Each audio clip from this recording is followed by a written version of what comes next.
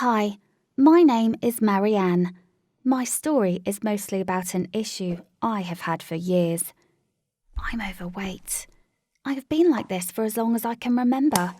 Up until a certain point, there was nothing odd about it. Until the day that made this story worth telling. A day that I will never forget. Several months ago, I realised that I had trouble meeting new people and expressing myself, so I decided to take an improv class. I joined a junior group with guys around my age. Most of them were high school students. It was never easy for me, and I've been making these small steps out of my comfort zone. But wait, that's not what this story is about. Out of all the guys I met at improv, there was one named Josh. He was the kind of guy everyone notices first. He's hot. Dimpled cheeks, big green eyes, the most beautiful smile ever. And what's most important to this story is he's fit. He's a swimmer. He's been doing it since he was a kid. So yeah, he's very fit, muscular, and broad-shouldered. Needless to say, the girls at the improv just adored him. Some of them would be obviously hitting on him, but all the time, he's only being friendly and nothing more. He basically kept his distance, you know? So of course, I was surprised when I noticed that he paid way more attention to me than he did to the rest of the girls in the group. But that could mean anything, right? My self-doubt at this point would convince me that it totally meant nothing. Like, maybe he needed a friend, or just someone to talk to. I liked him, of course, but I guess I just didn't let myself get caught up in it.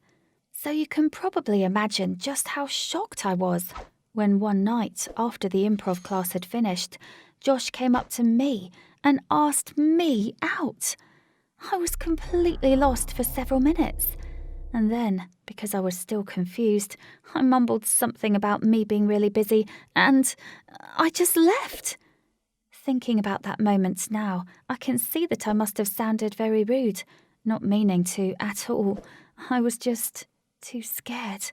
I couldn't stop thinking about him asking me out that whole night.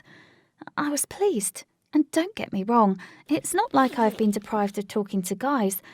It's just I've not been on dates specifically, but I have got guy friends. But Josh is a totally different thing. After not being able to fall asleep for hours that night, I convinced myself that it must have been some kind of cruel prank. And sadly, I did not have anyone to talk to about this. None of my friends were close enough. I have a younger brother and an older sister, but, well, that's another story. We're not that close. Our relationship is based on making fun of each other, and I have always been worse at this than they are. The jokes are mostly about my weight, and, I've been fine with that. I guess. Well, at some point a couple of years ago, I started to make jokes about myself and my weight, acting like I was comfortable with it. So, as you can see, asking them what I should do about Josh was never an option. So again, I considered this whole thing a twisted joke, because I thought that was the most legit option. Of course, my reaction was to try to stay away from Josh. Literally, I tried everything. Like, to pick a group he wasn't even in when we were doing our exercises at the improv class. Every time he looked like he wanted to talk to me, I would vanish. He wasn't intrusive or anything. He actually seemed puzzled and sad, since I never said no, but I never said yes either. Sure, he noticed that I liked him, so the whole situation looked like a mess from his perspective.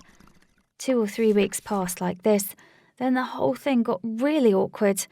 The further it all went, the worse I started to feel. If it was all a prank, Josh would surely be acting differently. He wasn't even taking any action toward his evil plan that I was sure he was plotting, but I had no idea what exactly the plan could be. So I started to take things into my own hands. We talked a couple of times, then we started texting each other. Of course, I was very cautious in the beginning, but when you are talking to Josh, it's pretty hard to keep your distance. After a week or so, Josh asked me out again, and this time I said yes.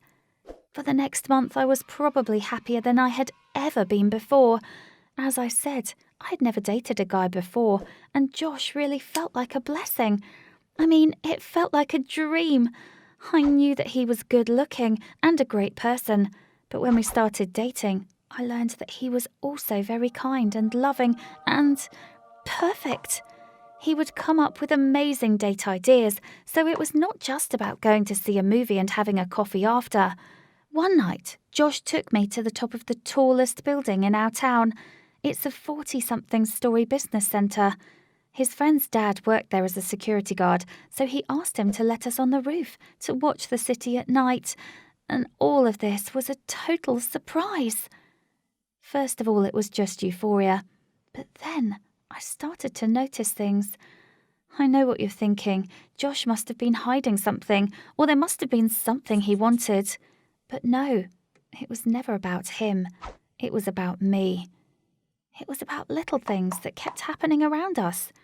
I would catch the surprised looks from people passing by when they saw us holding hands or kissing. It's not like people were pointing fingers and laughing. Not that bad, of course.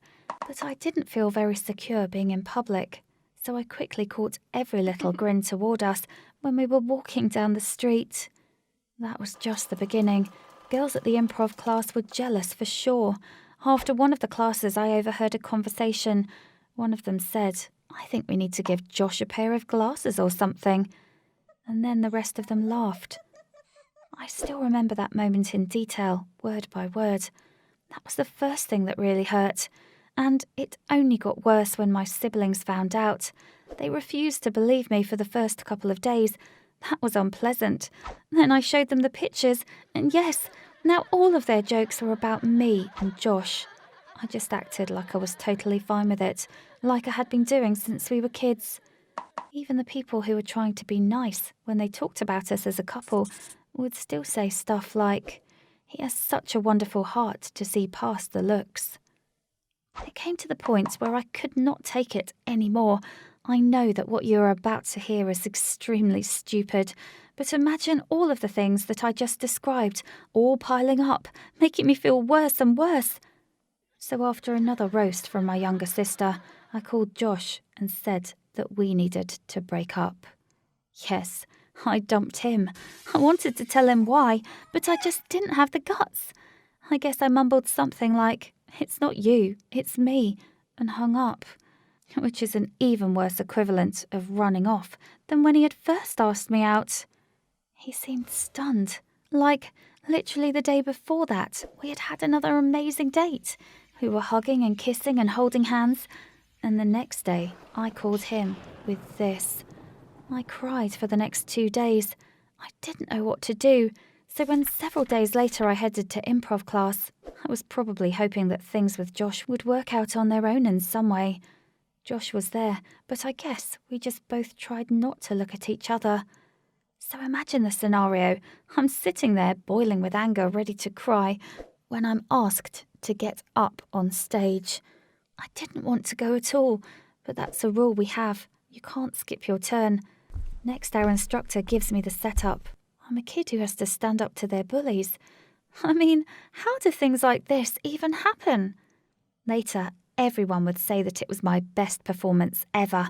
I put all my pain into it, and I got so deep into the character that suddenly something seemed to click inside me. I know it sounds a bit strange, but when I finished and everyone was applauding me, I felt like a different person. And what happened next felt like some kind of eclipse, really. I turned to Josh and said, "I love you, Josh." Several moments passed in total silence. It was just 5 seconds, but it felt like forever. Josh seemed utterly shocked. Everyone else too. So after a few moments, I felt how awkward it all was and ran off. When I got home, both my brother and sister were home. I was so pumped that I did not even say hi. I told them that all these years I hated our jokes, and I was hurt by them, and that I didn't want anything like that to happen again. They both seemed shocked and didn't know what to say, but it wasn't about their reaction. It was about finally letting it out. I felt like I had suddenly woken up. But at the same time, I don't know why, I felt that my story with Josh must be completely over. I thank the universe that I was mistaken. He texted me the next day and said he wanted to talk. It's even funny because technically it was him asking me out on a first date for the third time. I said yes, and the following night we sat on the same rooftop where one of our best dates had taken place, and it felt like we had never been apart. Long story short, we are now back together. People's reactions are still the same sometimes when we were out in public, but the way that I look at it has changed a lot. And this is why I decided to send in my story. I want you to know that you deserve to be loved, and what's most important, you deserve to love yourself and care about yourself. That's my story, guys. Thank you for watching. If you've had similar experiences in your life, please share the stories in the comments. And don't forget to like the video and subscribe to Actually Happened.